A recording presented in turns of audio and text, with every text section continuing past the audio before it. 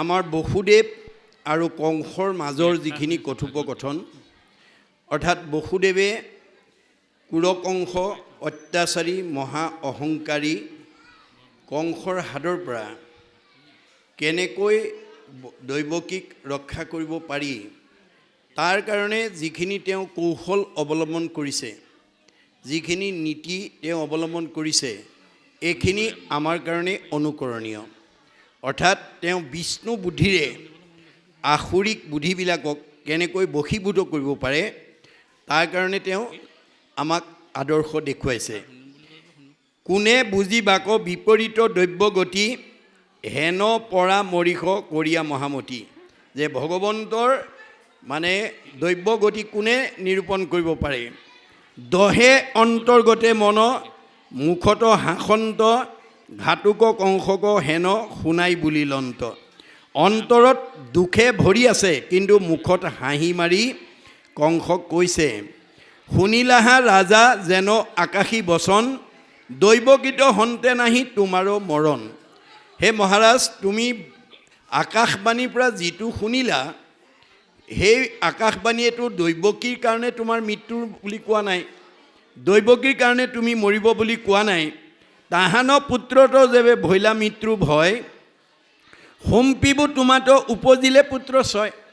গতিকে দৈৱবাণীয়ে কৈছে যে তাৰ অষ্টম পুত্ৰৰ হাতত তোমাৰ মৃত্যু হ'ব। গতিকে মই পুত্ৰ জন্ম হোৱাৰ লগে লগে মই তোমাৰ হাতত অৰ্পণ কৰি দিম, তেতিয়াহ'লে তুমি দৈৱকীক নামাৰিলেও তোমাৰ সমস্যা সমাধান হ'ব। এয়া বিষ্ণু বুদ্ধি দেই, মনত ৰাখিব। হেন শুনি দৈৱকীক এৰি মহাবলী, পৰিৱৰ্তী আপোনাৰ গৃহক গৈলা চলি। এই কথাটো শুনাৰ লগে লগে অহংকাৰী কংসই বুজি পালে, হয়তো আকৌ মোৰতো দৈৱকীৰ কাৰণেতো মোৰ মৃত্যু নাই, তেওঁৰ পুত্ৰৰ কাৰণেহে মৃত্যু। যদি তেওঁ পুত্ৰটো মোৰ হাতত দিয়ে তেতিয়াহ'লে দৈৱকীক নামাৰিলেও মোৰ সমস্যা সমাধান হ'ব। দেখি বসুদেৱ মনে মহাতুষ্ট ভৈলা, ভাৰ্যাই সহিতে নিজ মন্দিৰক গৈলা। আৰু তেতিয়া আনন্দ মনেৰে দৈৱকীক লগত লৈ তেওঁ নিজ গৃহলৈ গ'ল। কতোদিন অন্তৰে দৈৱকীৰ মহাধন্যা, জন্মিলন্ত অস্ত্ৰ পুত্ৰ আৰু এক কন্যা। যে কিছুদিনৰ পিছত দৈৱকীৰ গৰ্ভত অস্ত্ৰপুত্ৰ আৰু এটা কন্যা জন্ম হ'ল। কীৰ্তিমন্ত নামে পুত্ৰ ভৈলা প্ৰথমত। প্ৰথম পুত্ৰটোৰ নাম হ'ল কীৰ্তিমন্ত। বসুদেৱে দিলা নিয়া কংসৰ হাতত। প্ৰথম পুত্ৰ জন্ম হোৱাৰ লগে লগে কংসৰ হাতত তুলি দিলে। এৰিলন্ত পুত্ৰ স্নেহ অসত্যক দৰে, কোননো দুষ্টেজ আছে হৰি ভকতৰে। যে এওঁ সত্যভংগৰ ভয়ত নিজৰ একমাত্ৰ প্ৰথম পুত্ৰটো নিও কংসৰ হাতত তুলি দিলে। যিজনৰ মন মগ্ন ভৈল কৃষ্ণ পাৱে, আন কোনো বস্তু সিটো মুখ্যকো নাচাৱে। আমাৰ মনটো যেতিয়া কৃষ্ণত নিমগ্ন হৈ যাব, আনটো নালাগে, আমি মুক্তিও বিচৰাৰ প্ৰয়োজন নাই। ভকতে অন্যটো নিবিচাৰে, মুক্তিও নিবিচাৰে। মুক্তিটো নিস্পৃহা যিটো সেহি ভকতক নম, ৰসময় মাগুহো ভকতি। ভকতে মুক্তি নিবিচাৰে, কিন্তু মুক্তিহে ভকতৰ পিছে পিছে গৈ থাকে। এয়া হৈছে ভাগৱতৰ দৰ্শন। ভকতে কি কৰে? অবিদ্যা বিনাশ কৰে, অজ্ঞানতাবিলাক নাশ কৰে। অবিদ্যা নাশিলে আনো বিভূতি যতেক, ভকতৰ পিছে পিছে ফুৰয় প্ৰত্যেক। যদ্যপি তেখম্বে তাক স্পৃহা নকৰয়, তভু পুনু ভকতিয়ে তাক মিলাৱয়। আপুনি অবিদ্যা বিনাশ কৰক, অজ্ঞানতা নাশ কৰক, ভক্তি মানে মুক্তি বিচাৰিব নালাগে, মুক্তিহে ভকতৰ পিছে পিছে গৈ থাকে। গতিকে যিটোজনে যাই মাধৱৰ নাম স্মৰি, পাছে পাছে ফুৰে দেৱ দেৱী স্তুতি কৰি। মূৰ্তিমন্ত হুয়া পঞ্চ প্ৰকাৰ মুকুতি, মোক লোৱা বাপ বুলি কৰয় কাকুতি। আপুনি মানুহ জন্ম পাই ঈশ্বৰৰ নাম লওক, মুক্তি বিচাৰিব নালাগে, মুক্তি আপোনাৰ পিছে পিছে ঘূৰি ফুৰিব। এজন সন্ত মহন্ত ভক্ত বৈষ্ণৱ সাধু মহন্তই কাকো ক'ব নালাগে মোক সন্মান কৰিবা, আদৰ কৰিবা বুলি। আৰু এজন দুষ্ট বেয়া স্বভাৱৰ মানুহে কাকো ক'ব নালাগে মোক অনাদৰ কৰিবা বুলি। সন্ত মহন্ত ভক্তক দেখিলে মানুহে শ্ৰদ্ধা কৰিবই, আৰু দুষ্ট বদমাছ মানুহ দেখিলে মানুহে ঘৃণা কৰিবই। গতিকে গুণত পূজা, আমি গুণী হ'বলৈ যত্ন কৰক, পূজা বিচাৰিব নালাগে। মানে সন্ত মহন্ত ভক্তসকলে ভগৱানৰ পৰা কোনো মানে লগত নিব নোৱাৰা ধন টকা পইচা গাড়ী মটৰ মান সন্মান নিবিচাৰে। আমি যদি সেইবিলাকৰ পিছত গৈ থাকোঁ আমাৰ জীৱ উদ্ধাৰ হ'ব নোৱাৰে। ভাগৱতত কৰিছে নেৰি বেকত ধনে ধানে মানে আশকতি, নাপাইবে উদ্ধাৰ সখী যাইবে অধুগতি। আমাৰ মনটো যেতিয়া লগত নিব নোৱাৰা ধন সম্পত্তি পিছত গতি কৰিব আৰু তাত যেতিয়া আমি বাধাগ্ৰস্ত হওঁ তেতিয়া আমাৰ খং উঠে, মোহগ্ৰস্ত হয়, স্মৃতি নষ্ট হয়, বুদ্ধি নষ্ট হয় আৰু আমি 84 নৰকত যাব লগা হয়। গতিকে আমি তাৰ পৰা নিজক মুক্ত কৰিব লাগিব। কেনেকৈ? ভক্তিৰ মাজেদি। ভক্তি মানে পোহৰ। আপুনি পোহৰৰ ওচৰলৈ আহক, আন্ধাৰ আপোনা আপুনি আঁতৰ হ'ব। আপুনি ঈশ্বৰৰ কথা শ্ৰৱণ কীৰ্তন কৰক, অজ্ঞানতা নিজে নাশ হৈ যাব। আপুনি আঁতৰাব নালাগে, নিজে আঁতৰ হৈ যাব।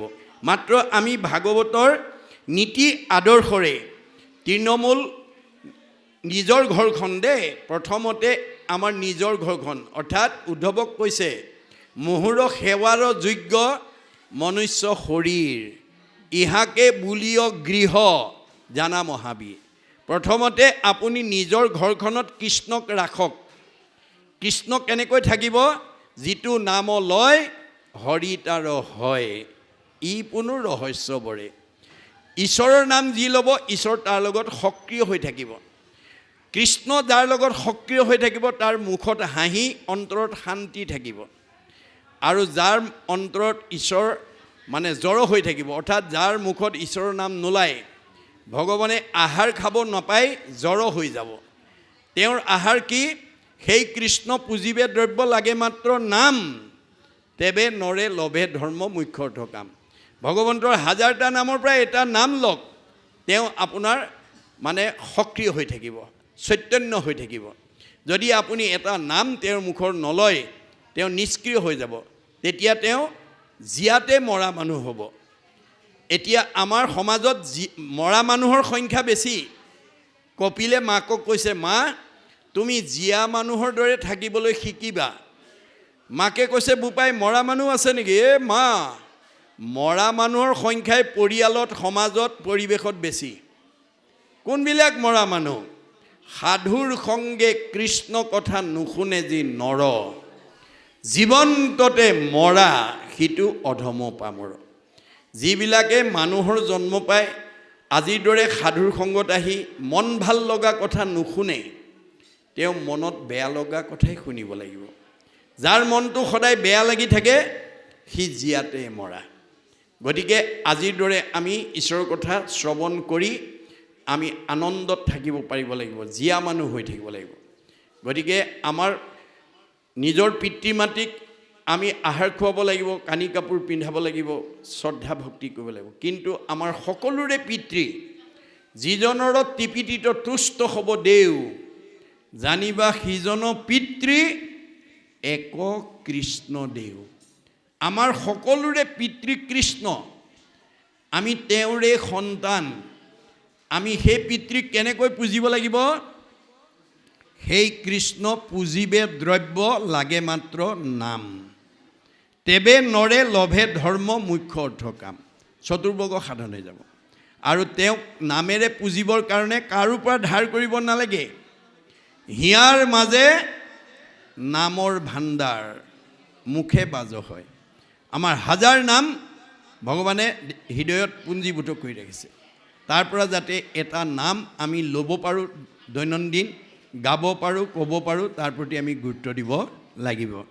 তাৰপিছত কৈছে, যিজনৰ মনমগ্ন ভৈল কৃষ্ণ পাৱে, আন কোনো বস্তু সিটো মুখ্যকো নচাৱে। যাৰ ঈশ্বৰৰ মন নিমগ্ন হৈ গ'ল, সি অন্য বস্তুটো দূৰৰ কথা, মুক্তিও ভগৱানৰ পৰা নিবিচাৰে। মায়াৰ ৰচনা পুত্ৰ ভাৰ্যা ধন যত, জানি সবে তেজী ভজা কৃষ্ণৰ চৰণ। আমি যিবোৰ পুত্ৰ ভাৰ্যা ইষ্টমিত্ৰ দেখিছোঁ সেইবোৰ চব মায়া, আজি আছে কালিলৈ নাই। মা পদে নেতিবাচক নাই, ইয়া পদে ইতিবাচক আছে। যিটো বস্তু আজি আছে কালিলৈ নাই সেইটোৱে মায়া। গতিকে এই মায়াত যাতে আমাৰ মনটো নিমগ্ন হ'ব লাগে। গতিকে যিটো শাশ্বত সনাতন ভগৱানত যাতে আমাৰ মনটো আমি নিমগ্ন কৰিব পাৰোঁ, সদায় যাতে ঈশ্বৰৰ প্ৰতি অনুৰাগী হ'ব পাৰোঁ, তাৰ প্ৰতি আমি গুৰুত্ব দিব লাগিব। জানি সবে তেজী ভজা কৃষ্ণৰ চৰণ, কংসে বোলে বসুদেৱক কিনো পুণ্যশালী, এৰি দিলা পুত্ৰক সত্যক প্ৰতিপালি। অহংকাৰী কংসয়ো প্ৰশংসা কৰিবলৈ বাধ্য হৈছে কাক? বসুদেৱক। কিয়? তেওঁ ত্যাগৰ ওপৰত ত্যাগ দেখি, যে নিজৰ প্ৰথম একমাত্ৰ সন্তানটো যিজনে সত্যক ৰক্ষা কৰি কংসৰ হাতত তুলি দিছে, কংসই তেওঁক প্ৰশংসা কৰিবলৈ বাধ্য হৈছে। হাঁহিবলৈ নিয়া ইটো চোৱাল তোমাৰ, আতহন্তে কিছু ভয় নাহিকে আমাৰ।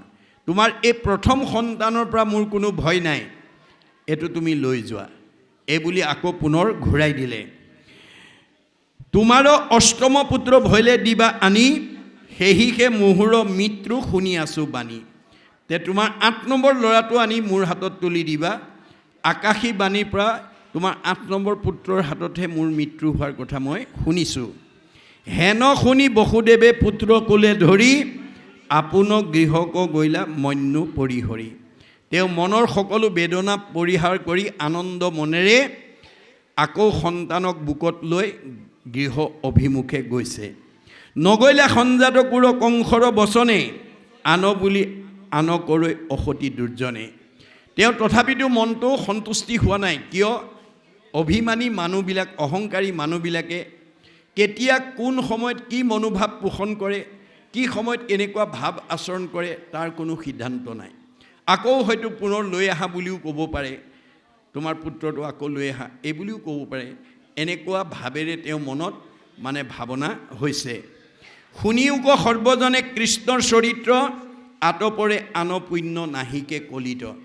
আমি কলি যুগৰ মানুহ হিচাপে পুণ্য অৰ্জন কৰা একমাত্ৰ উপায় হ'ল কৃষ্ণ কথা শ্ৰৱণ।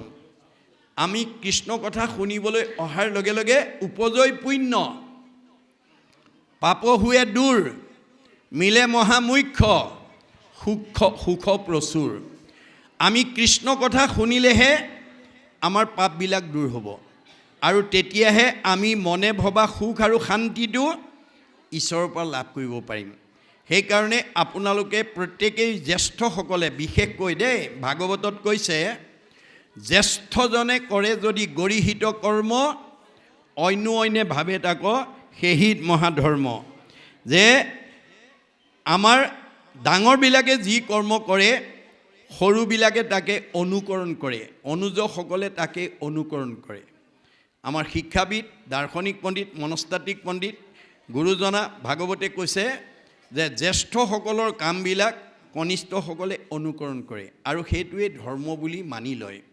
গতিকে আমি জ্যেষ্ঠসকলে আমাৰ কনিষ্ঠসকলক কেনেকুৱা আদৰ্শ দেখাব লাগিব?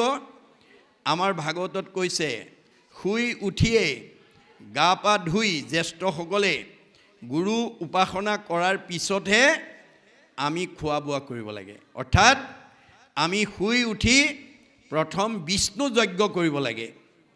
বিষ্ণু যজ্ঞ মানে ঈশ্বৰক উপাসনা কৰি ল'ব লাগে। কৰি মনটো শুদ্ধ কৰি লোৱাৰ পিছতহে ভূত যজ্ঞ মানে পঞ্চভূতৰ দেহটো ৰাখিবৰ কাৰণে খোৱা বোৱা কৰিব লাগে। এতিয়া ভাগৱতৰ এই দৰ্শনটো নজনাৰ কাৰণে আমাৰ সমাজত বহু পৰিয়ালত মানে জ্যেষ্ঠসকলে শুই উঠিয়ে মুখখন ধুয়ে ভূতজয়ত লাগি যায়, ভূতযজ্ঞত লাগি যায়। কি বুলি কয়? মোৰ মুখখন ধুই লাল চাহ একাপ নাখালে, তামোল এখন নাখালে, শুকান ৰুটি এটা লগত নাখালে, চাদা পালি নাখালে মোৰ পিছৰ কামবোৰ কৰিব নোৱাৰোঁ। এয়া হৈছে মনৰ অধীন। মনত ৰাখিব দেই। আপোনালোকৰ কাৰোবাৰ যদি এইটো স্বভাৱ আছে, আজি ইয়াতে এৰিব। কিয়? মনৰ অধীন নহ'ব। মনে পাপ কৰে যায় লাগয় জীৱত, সিকাৰণে জীৱে দুখ ভুঞ্জে সংসাৰত। আজি মনৰ কবলত পৰি আমাৰ বহুত উঠি অহা মানে যুৱচামে নাখাবলগীয়া খাইছে, নকৰিবলগীয়া কাম কৰিছে, নাযাবলগীয়া ঠাইলৈ গৈছে, যাৰ কাৰণে দেহে ভোগ কৰিছে। কিমান? 84 নৰক। আমি মনে কৰা ফলটো দেহে ভোগ কৰিব লাগে বুলি ভাগৱতে কৈছে। মনে পাপ কৰে যায় লাগয় জীৱত, সিকাৰণে জীৱে দুখ ভুঞ্জে সংসাৰত মনে যদি বেয়া কাম কৰে তাৰ ফলটো দেহে ভোগ কৰিব লাগিব কিমান 84 নৰক নৰক মানে দুখ কষ্ট আমাৰ দাৰ্শনিক পণ্ডিতে সমীক্ষা দিছে আমাৰ নিজৰ নিজৰ শৰীৰটো নিজৰ হাতেৰে জুখিলে 3.5 হাত হয় এহাতত 24 আঙুলকে থাকে 3 হাতত 72 আঙুল এবেগেটত 12 আঙুল 72 12 84 আঙুল এই 84 আঙুল দেহতে নখচন্দৰ পৰা কেশলৈকে নখ চুকৰা হৈ নখ মৰা পৰা ধৰি চুলি খৰা উকনি উফি হোৱালৈকে এই ৰোগত আমি ভুগিব লাগে বাকিখিনিত অৰ্শ গুল্ম পিত্ৰ কেঁচুমৰীয়া মূৰৰ বিষ পেটৰ বিষ দাঁতৰ বিষ কঁকাল বিষ ভৰি বিষ কাৰ কি আছে আৰু আমাৰ শৰীৰত যদি কাৰোবাৰ বেমাৰে অৱস্থান কৰিছে তাৰ কাৰণে মন দায়ী সেইকাৰণে অৰ্জুনক কৈছে তুমি জীৱশ্ৰেষ্ঠ মানুহ হিচাপে জন্ম দিছো মনক সংযম কৰিবা ইন্দ্ৰিয় সংযম কৰিবা নহলে আহিল কণা গোল কণা খাগৰি কাটিল 3 কণা গতিকে তোমাৰ জীৱন ধৰাৰ সাৰ্থকতা নহব এই কথা শুনি অৰ্জুনে প্ৰতিবাদ কৰিছিল কি বুলি হেন শুনি অসন্তোষ কৰন্ত অৰ্জুন ইন্দ্ৰিয়ক বশ্য কৰি বাক পাৰে কোনো কাৰ খাদ্য আছে ইন্দ্ৰিয়ক বশ্য কৰিব মন সংযম নাই নাই এইটো প্ৰস্তাৱ মোৰ গ্ৰহণযোগ্য নহয় তে কৃষ্ণই হাঁহি পেলাই কৈছে কৃষ্ণ বোলে সখী তুমি নকৰিবা ভয় অভ্যাসতে ইন্দ্ৰি বশ্য আপুনি হয় ভয় নকৰিবা অভ্যাস কৰা অভ্যাসৰ জৰিয়তে তোমাৰ ইন্দ্ৰিয়বিলাক আপুনি সংযম হৈ যাব আজি আপোনালোকে নিজকে সোধকচোন বাৰু অহাৰ পৰা ইমান সময় কোনোবা কঠত কোনোবা চকী এখনত বহি আছে ঘৰত অকলে ইমান সময় এখন চকী বা এখন কঠত ইমান সময় বহি থাকিব পাৰিলেহেঁতেন নে নোৱাৰিলেহেঁতেন কোনে বহুৱাইছে আমাৰ বেদে কৈছে স পৰম অনুৰক্তি ঈশ্বৰেই ভক্তি আজি আপোনালোকে এটা অনুৰাগ লৈ বহি আছে ঈশ্বৰৰ কথা শুনিবৰ কাৰণে জানিবৰ কাৰণে বুজিবৰ কাৰণে আমাৰ বেদৰ মতে এইটোৱে হৈছে ভক্তিৰ প্ৰতীক স পৰম অনুৰক্তি ঈশ্বৰেই ভক্তি ঈশ্বৰৰ কথা শুনিবৰ কাৰণে জানিবৰ কাৰণে বুজিবৰ কাৰণে যি অনুৰাগ এইটো ভক্তিৰ প্ৰতীক ই আমাক 6টা প্ৰমোচন দিব মনত ৰাখিব দেই আজিৰ দৰে যদি আপোনালোকে প্ৰত্যেক দিনে একক্ষণ যদি ঈশ্বৰৰ কথা শুনা কোৱাৰ কাৰণে দিব পাৰে ই আমাক 6টা প্ৰমোচন দিব আগ্ৰহ ৰতি প্ৰীতি ভক্তি শান্তি 6 নম্বৰত মুক্তি আমি মানুহৰ জন্ম পাই এইটো পৰিৱেশলৈ নিজক আনিবই লাগিব নহলে আমাৰ জীৱই গতি পাব নোৱাৰে এই তথ্য আমাক দিছে